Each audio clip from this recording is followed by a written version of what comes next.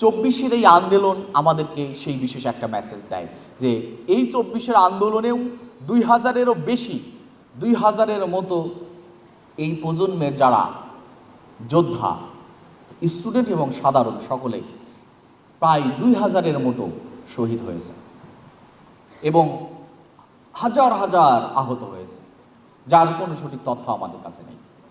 এখানে ব্যাপারটা হলো এরকম যে 24-এর এই আন্দোলনেও ছাত্রদের বিরুদ্ধে অস্ত্র প্রয়োগ করা হয়েছে। একটা রাষ্ট্র পুরো শক্তিটাকে দিয়েছে, রাষ্ট্রের সমস্ত শক্তি।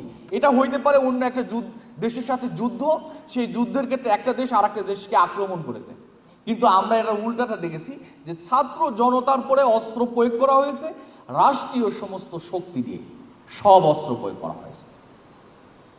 কাজেই এই যে পীড়াদায়ক ঘটনাগুলো আমাদের ইতিহাসে স্থান দখল করে আছে, এটা আমাদের বেদনা দেয়, এটা আমাদের জন্য কষ্টদায়ক।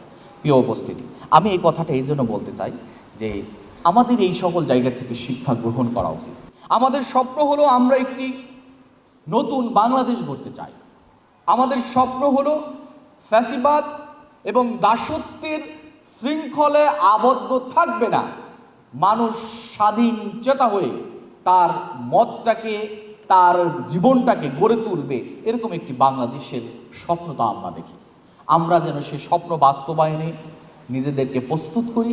এই জাতির সামগ্রিক উন্নতির জন্য রাজনৈতিক যে সংকটটা তৈরি করা হচ্ছে, এটাও আধিপত্যবাদীদের সৃষ্ট একটি পরিবেশ যারা আমাদেরকে নিয়ন্ত্রণ করতে চায়।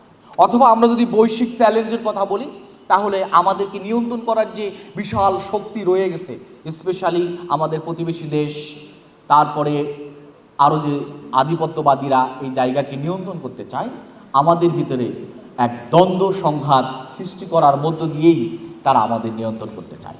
কাজে আমাদের এই জায়গায় রাজনৈতিক সংকট নিরসন, এই নতুন প্রজন্ম যদি রাজনৈতিকভাবে সচেতন না হয়, তাহলে এই সংকট ফেস করতে পারবে না।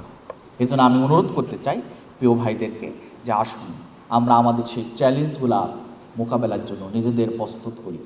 আর সেজন্য আমি মনে করি আমাদেরকে আত্মবিশ্বাসী হতে হবে। আমাদের মূল্যবোধগুলো নষ্ট হওয়ার অন্যতম কারণ হলো আমাদের প্রতি কালচারাল যে আগ্রাসনগুলো, এই আগ্রাসনগুলো আমাদেরকে অন্যদের উপর ডিপেন্ডেন্ট করেন, অন্যদের অনুসরণ করতে শেখায়, এবং সেই আগ্রাসনগুলো তৈরি হয় আধিপত্যবাদীদের হাত দিয়ে। এই যে আমাদের ঘটে যাওয়া গত কয়েকদিনের ঘটনা আমাদেরকে এটাই মেসেজ দেয়।